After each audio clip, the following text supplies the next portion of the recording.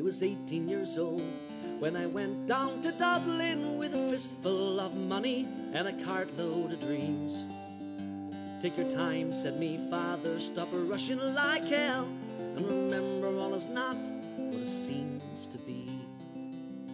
For those fellas who cut you for the coat on your back, or the watch that you got from your mother. So take care, me young bucko, and mind yourself well, and will you give this wee note to me brother? At the time Uncle Benji was a policeman in Brooklyn.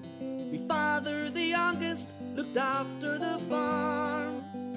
When a phone call from America said send the lad over, the old fella said sure wouldn't do any harm.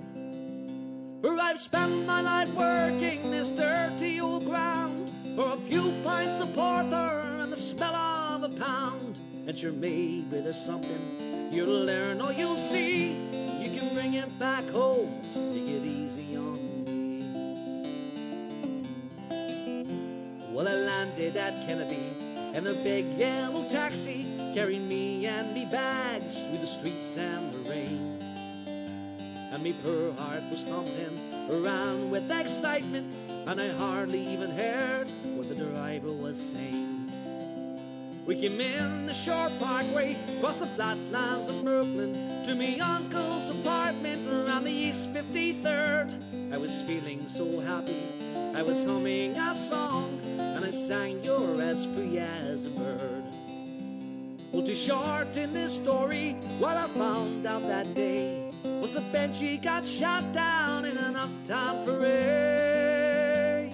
And while I was flying my way to New York, where Benji was lying in a coal city morgue. Well, I phoned up the old fella, told him the news. I could tell he could hardly stand up in his shoes. He wept as he said, go ahead with the plan, and not to forget, be a proud Irishman.